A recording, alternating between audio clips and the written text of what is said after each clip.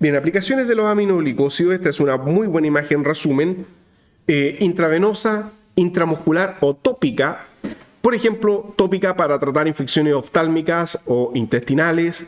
Intravenosa, la más común, aunque también puede ser intramuscular. Intravenosa principalmente para tratar infecciones sistémicas. Dice, casi siempre utilizado en conjunto con inhibidores de la síntesis de proteínas. Cuando decimos inhibidores de la síntesis, de la síntesis de pared celular, nos referimos a penicilina, o sea, betalactámicos, aquí donde dice Cell Wall Synthesis Inhibitor, betalactámicos o bien glucopéptidos, como la vancomicina. ¿Infecciones de qué tipo? Neumonías severas con estafilococo aureus resistente a meticilina. O un amplio espectro de bacterias gram negativas, algunas gram positivas, procedimientos del tracto respiratorio superior. ¿Qué más? Endocarditis, una infección del tejido cardíaco. Sepsis, infecciones sistémicas diseminadas por el plasma sanguíneo. Infecciones graves de la piel, infecciones complicadas del tracto urinario, procedimientos, acá como dice gastrointestinales, ahí sería tópico administrado por vía oral. Ejemplo, neomicina oral, antes de una cirugía. Entonces, antes de una cirugía intestinal. ¿Por qué? Porque no se absorbe. Bien, efectos adversos, ya mencionamos la ototoxicidad, y la nefrotoxicidad. Muy bien, vamos entonces avanzando en esta temática y tenemos algunas cosas interesantes que se han ido descubriendo con el tiempo, y es que dado esta gran presencia de grupos hidroxilo y también amino dentro de la estructura, cuando no es guanidino, cuando es un amino primario o secundario, puede ocurrir coordinación a cobre, y aquí se registra un paper donde hicieron un estudio de esto, de cómo cobre podría formularse junto con un aminoglicosio, dado que cobre más 2 puede coordinarse simultáneamente a un hidroxilo y a un amino adyacentes. Como el cobre es un átomo grande, puede formar enlaces coordinados hacia grupos hidroxilos y grupos amino dentro de la estructura, anclándose, por ejemplo, uno o más átomos de cobre al aminoglicosio, formando una estructura coordinada, organometálica. Ahora, la pregunta es, ¿qué sentido tendría formularlo de esta manera? ¿Por qué creen ustedes que sería relevante tener átomos de cobre que vayan con el aminoglicosio hacia la bacteria? Que llegue cobre a la bacteria, ¿ya? ¿Y por qué? ¿Qué pasa con el cobre? Ya, el cobre es bactericida. Ya, por sí mismo, el cobre tiene efecto bactericida.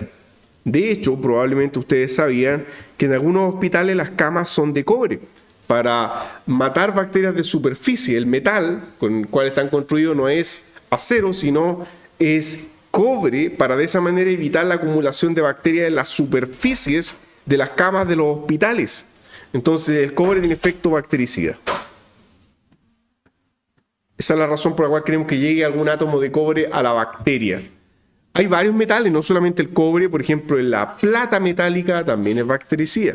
Obviamente sería más caro coordinar esto a plata que a cobre, el cobre es mucho más barato. Así que esa sería una muy buena estrategia en este caso en particular. Muy bien, y tenemos acá los puntos con las distintas modificaciones que podemos hacer. En este caso se está mostrando la gentamicina, el anillo que está en el centro, ya sabemos que ese anillo no es un carbohidrato, es un derivado de ciclohexano. El otro es aminoazúcar en el último caso también, tenemos oxígeno, y se habla aquí de diversos grupos, por ejemplo de los grupos amino y de los grupos hidroxilo. Ejemplo, si vemos este que está acá, partiendo por este hidroxilo de la posición 2' del ciclo 3 romano, dice que el grupo axial hidroxílico usualmente inactiva el antibiótico, o sea, da lo mismo la quiralidad en otras palabras, porque yo no les voy a pedir que se aprendan todo esto de memoria literal como está acá, pero sí lo que podemos concluir de esto. Y es que dice que un grupo hidroxilo axial... A ver, pero primero, maximicemos esa parte nomás ahí. ¿En qué configuración está este hidroxilo? ¿Axial o ecuatorial? Ya, de acuerdo a lo que ustedes estudiaban en química orgánica, a ver, veanlo bien. Ya, perfecto. Entonces ese hidroxilo está ecuatorial. Y lo que dice ahí en el apunte es que si ese hidroxilo es cambiado a axial, o sea esto, así, Ya, eso implicaría cambiar la configuración porque ese centro es quiral. Entonces, si es que la configuración de este carbono se invierte, en otras palabras, eso sería un hidroxilo axial, se pierde la actividad. Entonces, ¿da lo mismo la quiralidad de todos los grupos amino y hidroxilo en la estructura? No. Eso es lo que podemos concluir, de que la quiralidad es relevante y que de preferencia axial para el caso de estos hidroxilos. Ya es hidroxilo en particular ahí que se está mostrando. Entonces, no da lo mismo la quiralidad, los grupos no pueden ir para cualquier parte. Vamos viendo algunas otras características generales.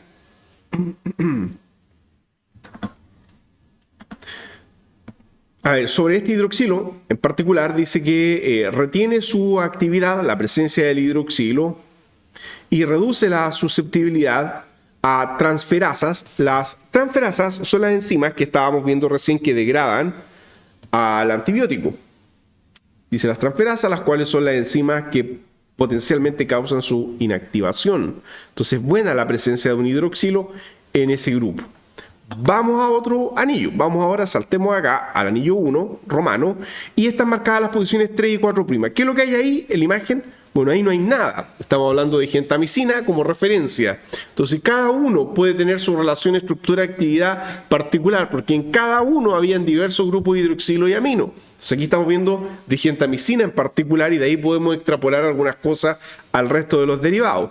Pero miren, posición 3' y 4', dice acá que la pérdida del grupo 3 amino, acá 3 amino, saldría un grupo amino acá en esta posición en ecuatorial, y del 4' hidroxilo, acá también podía salir un grupo hidroxilo en posición ecuatorial.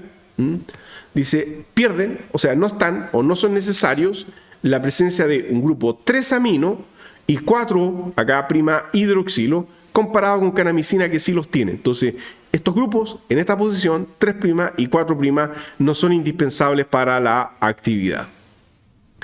Por otra parte, en la posición 2' del anillo 1 dice que un grupo hidroxilo puede ser reemplazado por amino, lo cual podría remover la actividad. Dice, un grupo hidroxilo puede reemplazar el amino, este amino de acá, dice, lo cual podría remover o puede remover la actividad. O sea, es mejor tener un amino que no tener, ¿no es cierto?, dicho amino.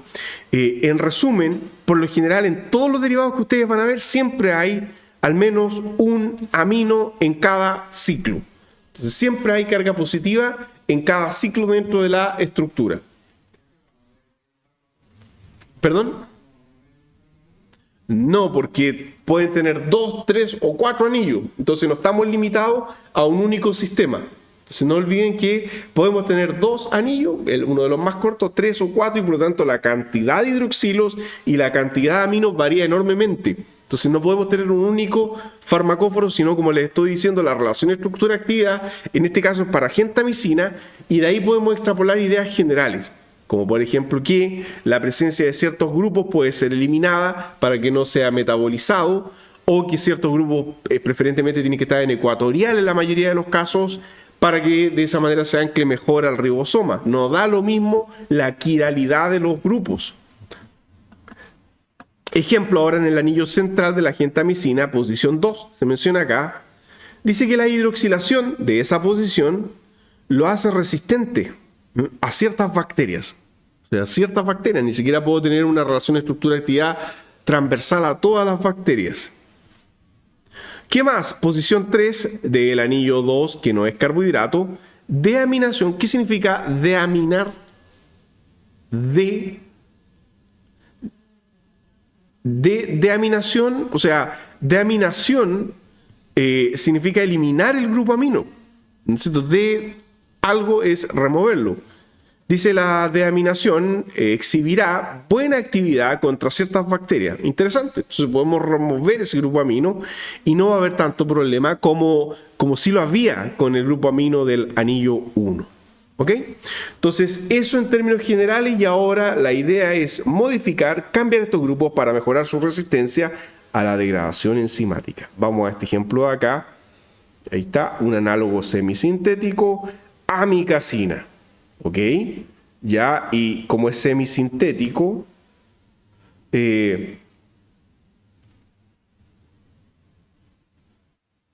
¿cuál es la parte que no es natural? porque dice semisintético. A ver, estas son las enzimas, cuidado. ¿Ya? Ya, aquí al lado. Sí, miren, lo que pasa es que por eso lo quise tapar intencionalmente, porque abajo ya decía. Entonces, amicacina inyectable intravenoso, ahí dice amicacina, 500 miligramos, una ampolla, entonces un inyectable. Se modifica con este ácido L, ¿okay? Hidroxiaminobutírico. Dice que esa cadena lateral protege a la amicacina de ser atacado. ¿De qué manera? Por impedimento estérico. ¿Okay? Entonces el impedimento estérico hace que la enzima no pueda degradar ciertos puntos relevantes, como por ejemplo acá. Ahora ustedes dirán, pero esto está lejos. ¿Esto qué tiene que ver con el hidroxilo de la posición 3' y qué tiene que ver con el hidroxilo de la posición 4'? El impedimento estérico hace que la enzima no pueda acomodarse para degradar estos hidroxilos. No necesariamente tengo que poner el impedimento estérico directo ahí, ¿ok? Entonces, ustedes dirán, ¿y por qué nos asilaron esas posiciones? Porque químicamente es más fácil acetilar este nitrógeno en esta posición porque está más accesible estéricamente a ser asilado. Entonces este de acá lo podemos asilar relativamente fácil, generando una amida estable, y eso genera un efecto estérico que impide que la enzima acomode bien dentro de su cavidad para poder modificar estos dos grupos hidroxilo por fosforilación o por adición de base nitrogenada. Eso es lo que significa esto AD, que va a añadir una base nitrogenada, o sea, un nucleótido nuevo, o va a fosforilar el hidroxilo de la posición 3'. Entonces, ojo con eso, no necesariamente necesito el impedimento estérico en los mismos puntos, donde se va a impedir dicho metabolismo. Acá tenemos derivados nuevos, ahí está la referencia abajo, un artículo científico que busca nuevas perspectivas con respecto a aminoglicósidos con diversas variaciones estructurales. Nuevas generaciones de aminoglicósidos que han sido modificados, se cambia un solo átomo y podemos tener nuevas estructuras.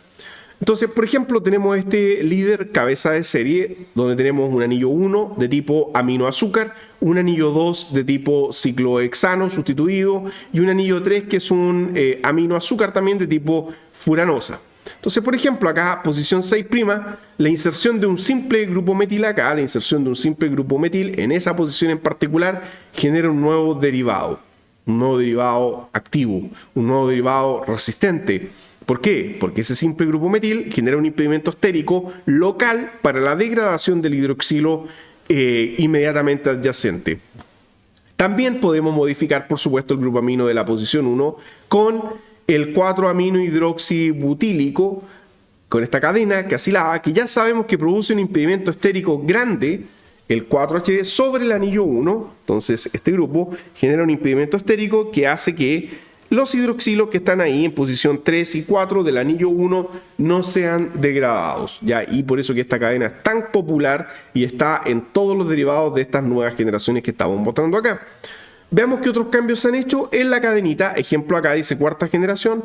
Otra vez un simple grupo metil generando un impedimento estérico, pero estos sí que generan inmediatamente en la cercanía. ¿Importa la quiralidad? No, lo que importa acá es simplemente que genera un impedimento estérico para que no se degrade enzimáticamente el grupo amino, en este caso, que está en la cercanía inmediata. Y finalmente tenemos lo mismo acá al otro lado, donde podemos ver que pasamos ya de esta cadena, ¿no es cierto?, con este grupo. O sea, tenemos la combinación de ambos, tenemos un grupo metil en la cadena en la posición 6' del anillo 1 y un grupo metil en la cadena posición 5,2' del anillo 3. Podemos tener la metilación doble de derivados para generar impedimentos estéricos locales. Entonces, todos los esfuerzos en crear nuevas moléculas y nuevas modificaciones es para incrementar el impedimento estérico. No serviría ir eliminando todos los grupos porque eso haría que se pierda efectividad en el anclaje al ribosoma a la subunidad 30S.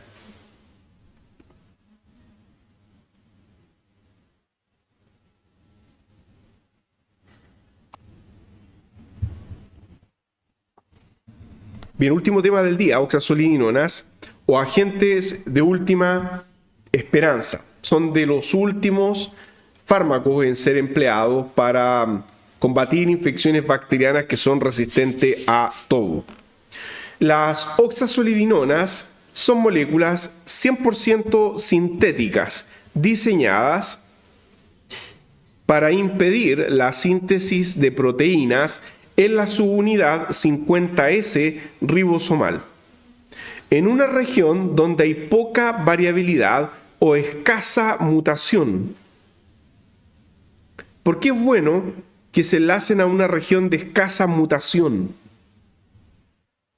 Una parte que prácticamente no mutan las bacterias o muta muy poco, porque ya se ha visto alguna resistencia, pero son raras, rarísimas. Porque si tenemos una región conservada, entonces el antibiótico va a ser siempre efectivo. Si lo enlazamos a una parte mutante que siempre cambia, va a haber mucha resistencia. ¿Se entiende la idea? Entonces, por eso que están diseñados para una región que prácticamente no cambia a través del tiempo. Y estos agentes de última esperanza, oxasolidinonas, deben su nombre al anillo farmacofórico clave dentro de la estructura. Dice, son inhibidores de la síntesis de proteínas, se enlazan a la subunidad 50S, no a la 30S, y apuntan o están dirigidos a una etapa temprana de la síntesis de proteínas bacteriales. Estos agentes sintéticos antibacterianos son usados contra bacterias gram positivas altamente resistentes. Están reservados para bacterias tremendamente resistentes a todo, pero gram positivas. Ojo con eso. No son efectivas contra bacterias gram negativas. Generalmente con un recurso de última esperanza. Agentes destacados, Linezolid, Rambesolid, Tedisolid, son ejemplos de oxasolidinonas. Voy a destacar que recién estábamos de hablar de los fármacos positivos para poder entrar, que tenían que tener carga positiva para adherirse. Bueno, las oxasolidinonas son fármacos neutros. Y son diferentes a los aminoglicosidos en que además son súper lipofílicos. Entonces son como el inverso multiplicativo de los aminoglicosidos que estudiábamos recién. Linezolid es activo contra streptococos, contra enterococos resistentes a la vancomicina y notablemente contra estafilococo áureo meticilino resistente. Uno de los principales blancos es este estafilococo áureo, que es resistente a todo. Tedisolid recibió una aprobación ya hace una década, 2014, y este compuesto es usado para tratar infecciones de la piel graves, gravísimas, causadas por bacterios gram positivos, particularmente aquellos que son altamente resistentes o completamente resistentes a cualquier otro tratamiento. Ahí tienen entonces un artículo de revisión con la referencia por si quieren profundizar más. Eso lo pueden descargar de la base de datos de la universidad. Bueno, y químicamente son, dijimos primero, neutros. ¿Por qué neutros? Porque a pesar de que, por ejemplo, Linezolid tiene una morfolina en la estructura, eso no tiene carga. De hecho, tienen que ser estructuras neutras para que se enlacen bien al target. Si esto lo modificamos y lo transformamos en algo iónico, vamos a perder afinidad porque se enlaza a otra región del ribosoma, no a la misma de los aminoglicosidos, así que cuidado. Segundo, tenemos una porción carbamato cíclica que tampoco es básica y una amida terminal que tampoco es básica. Tercera característica es que desde el punto de vista molecular son estructuras que tienen un volumen molecular relativamente bajo, tienen un bajo volumen molar y son lineales. Y eso es importante para la actividad, por la forma en que se enlazan, tienen que ser lineales para que entren dentro del surco del ribosoma, por donde sale la proteína expulsada. Entonces la forma tiene una razón de ser. ¿Lineal en qué sentido? Bueno, nótese que lo que ustedes ven acá son 3 anillos conectados en posición para del benceno. Entonces tengo el benceno y en posición para 2 anillos más, o sea, esto sigue una línea. En el caso del tedisolid son 4 ciclos, tengo el tetrazol, tengo la piridina, tengo el benceno y finalmente el carbamato cíclico, pero también en esta disposición para. ¿ok? Una disposición linealizada. Pero el profesor dijo que tenían que ser neutros. Sí, aquí el tetrazol, ¿por qué es neutro? Cuando estudiábamos, perdón, está metilado, ¿no es cierto? Muy bien, no tiene hidrógeno en la estructura. De hecho, si lo tuviera, la actividad se reduce significativamente. No puede tener hidrógeno. Cuidado en la prueba. Eso con un protón ahí sería un anión. Bueno, para evitar eso está metilado. Entonces tenemos una sucesión de 3 anillos aromáticos y finalmente una porción carbamato cíclico. Desde el punto de vista electrónico se caracterizan por ser estructuras con una elevada electrofilia. ¿Qué le otorga electrofilia? Hay un solo átomo en particular que incrementa considerablemente la electrofilia de los anillos y ese átomo es el flúor. Muy bien, entonces tenemos que este flúor ahí no está porque sí, no ejerce un efecto estérico importante, no es un átomo voluminoso, no está para aumentar drásticamente la lipofilia, pero sí para incrementar drásticamente la lipofilia del sistema. La electrofilia del sistema. Muy bien, vamos acercándonos ahora a la parte molecular, como esto se enlaza. Tenemos un esquema acá que nos muestra otra vez el ribosoma, la subunidad que está aquí abajo, la 30S o más pequeña, arriba la subunidad 50S.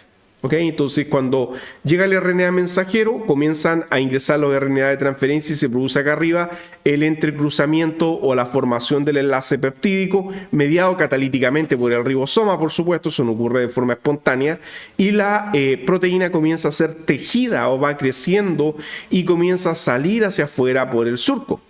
Bueno, pero ¿qué pasa si el surco está ocupado? ¿Qué pasa si algo justo entra ahí y actúa como un tapón? Aquí tenemos al Inesolid y vean cómo ingresa de manera vertical impidiendo esa interconexión, o sea, la formación del enlace peptídico de un aminoácido con otro. ¿Qué va a ocurrir entonces? Dice acá que se van a disociar los RNA de transferencia y se bloquea de esa forma la síntesis proteica bacteriana.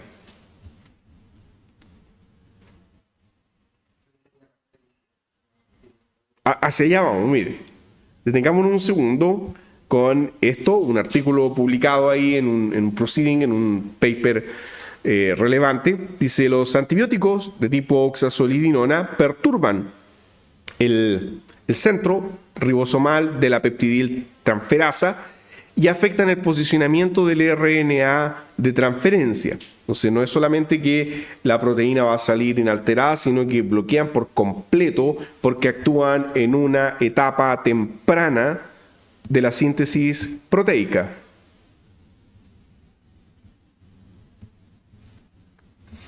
Aquí una pequeña información relevante en el abstract, en el resumen del artículo. Dice que representan la primera clase de antibióticos que han entrado en uso clínico dentro de los últimos 30 años, pero su unión al sitio y mecanismo de acción no ha sido completamente caracterizado. Ahora sabemos un poco más en todo caso. Ya este artículo es del 2008, así que sabemos mucho más. Tenemos hasta la estructura cristalina ya de cómo esto está unido y la vamos a ver. Se ha determinado la estructura, dice acá, del cristal de oxazolidinona unida a una subunidad 50S de esta especie bacteriana. El inesolid se enlaza a el sitio A, que llaman ellos, del centro de peptidiltransferasa. O sea, acá es la parte donde se produce el enlace peptídico de un aminoácido con otro. Dice que solapando, ¿okay?, se unen al bolsillo peptidiltransferasa o al centro peptidiltransferasa del ribosoma, solapando el fragmento aminoacil de un sitio A unido a RNA de transferencia, así como varios antibióticos de uso clínico. Lo que pasa es que no es el único tipo, ¿ok?, de antibióticos que se enlazan a esa región o parecido a esa región. Dice que eso estabiliza a el nucleótido universalmente conservado del RNA o antibiótico o nucleótido U, uracilo 2585. Bueno, vamos a la imagen para poder entender cómo es esa interacción y perturbación que producen.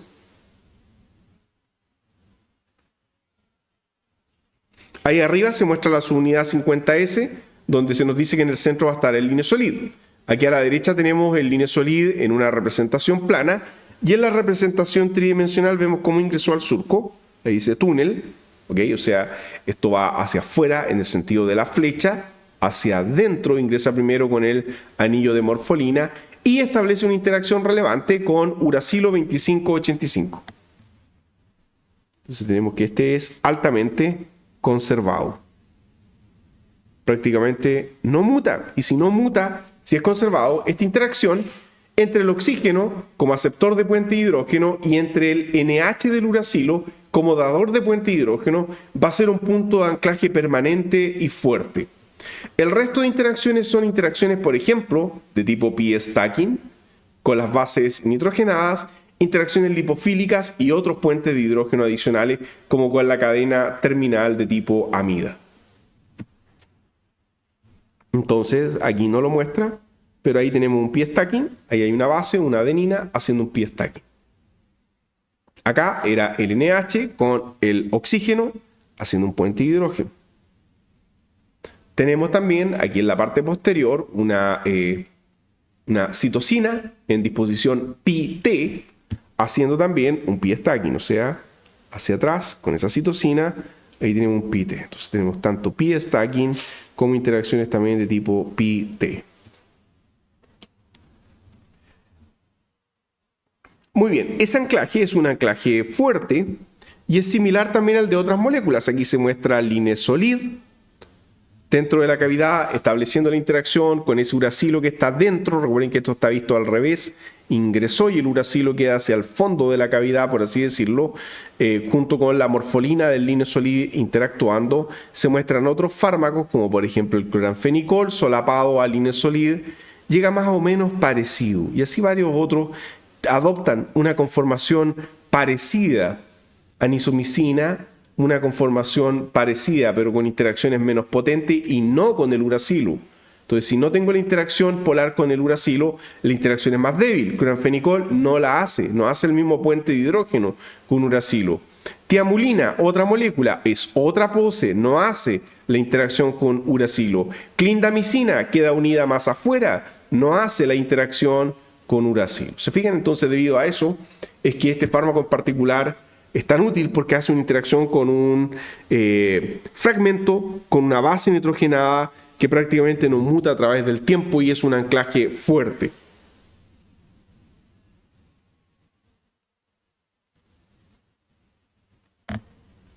Bien, ahí lo acabamos de explicar. El mecanismo de acción. Vamos a destacar algunas cositas acá. El espectro de acción principalmente hacia bacterias gram positivas de tipo aerobio. Entonces el espectro de acción, enter, bacterias principalmente de tipo gram positivas,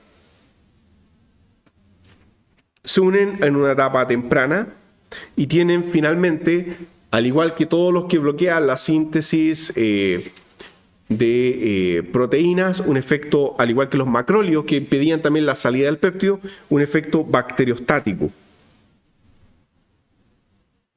Se ha visto, sin embargo, que hay algunos efectos adversos serios, como por ejemplo, desarrollo de trombocitopenia, una reducción de las plaquetas, pero reversible, que ocurre en aproximadamente un tercio de las personas tratadas con linesolid.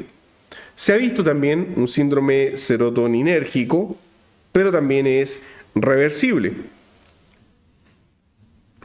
Al ser administrado por vía oral es mucho más fácil su administración y es 100% biodisponible. Perdón, se movió el segundo, tan sensible que es esto. Tiene una biodisponibilidad del 100%. En parte eso se debe a que la molécula es 100% neutra y fácilmente absorbible a nivel intestinal. Es una molécula que no tiene grupos iónicos dentro de la estructura y que cumple completamente las reglas de Lipinski. O sea, farmacocinéticamente el fármaco es bastante apropiado, es perfecto, por así decirlo. No tiene un peso molecular mayor a 500, no tiene más de 10 aceptores de puente de hidrógeno ni más de 5 dadores de puente de hidrógeno, así que su farmacocinética por vía oral es perfecta.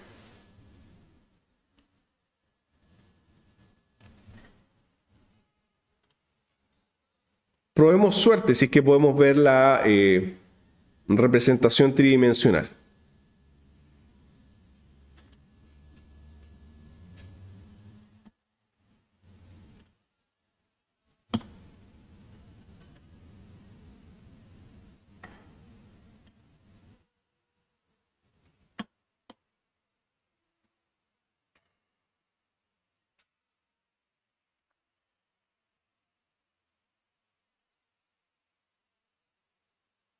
Entonces, ahí con el mouse estoy destacando en color rojo, se coloca de color rojo cuando lo coloco encima, ¿ok? Ahí, en el corazón del ribosoma, en el corazón ahí de la subunidad 50S, lo que se destaca es la base, dice 2585 a la derecha abajo. ¿Cómo se llamaba la base nitrogenada que es clave para el anclaje? Uracilo, muy bien. Y a la derecha, no lo puedo marcar dos veces con el mouse, pero ahí abajo a la derecha dice U2585. Ese es el uracilo clave para el anclaje que no muta. Ya, ustedes dirán, ¿y dónde está la interacción? Bueno, giremos un poco porque esto no me muestra todas las interacciones. Uno sí las puede entender o suponer. Miren, si rotamos esto un poquitito, así. Acá tengo la morfolina y en la cercanía está el protón H del oxígeno morfolínico. ¿Qué interacción va a ser esa? Un puente de... Porque el oxígeno acá es un oxígeno tetraédrico, entonces hay dos pares electrónicos. Uno mira hacia el NH y el otro mira para atrás. Porque obviamente la interacción... A ver, voy a ver si puedo maximizar esto. Ya, ojo, obviamente la interacción no es con este oxígeno. No es entre dos oxígenos, eso sería una repulsión. Pero sí entre el oxígeno de la morfolina y el NH, ¿qué es lo que va a ocurrir ahí? Un puente de hidrógeno. ¿Ok? Hay una disposición angular que permite cierta cercanía. Vamos a otra parte ahora. Movamos un poquitito. Después de la morfolina, viene el anillo de benceno con un átomo de color verde. A ver, ¿cómo está la memoria de corto plazo? Perfecto, flúor, ya. Entonces, vamos maximizando y vamos a girar esto ahora. Un segundo para darlo vuelta.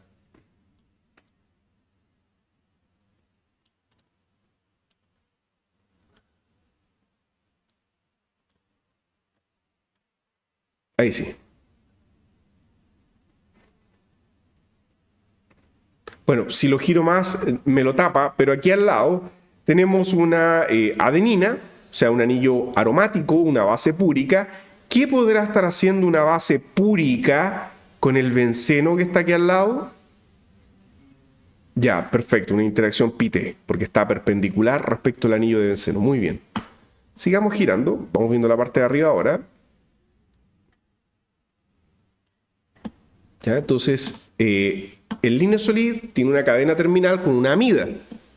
Vamos para acá, vamos a girar. Entonces, miren, acá justo donde está, este es el anillo carbamato cíclico, pero vean que aquí arriba habíamos visto que terminaba con una cadena con una amida. La amida tiene acá el carbonilo mirando como hacia nosotros y tiene un NH para atrás.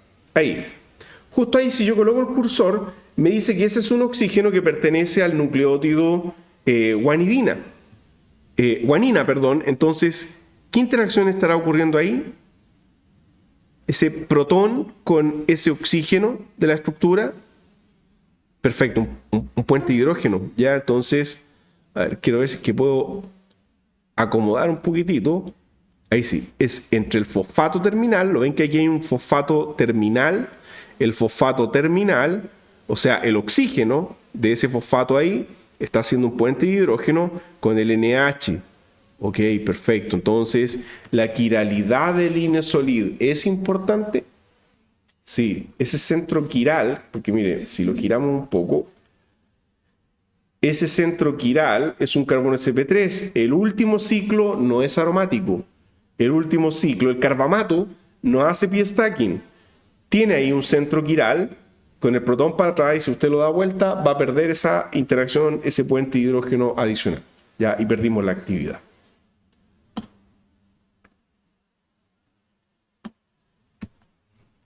Bien, con eso entonces se entienden las interacciones en tres dimensiones de manera mucho más amenas que están lo viendo, ¿no es cierto?, en el plano. Tienen el código PDB si es que lo quieren revisar ahí en sus casas. Arriba está, en la página web dice 7S1H. Ya queda el registro para que lo puedan ver en sus casas tridimensionalmente.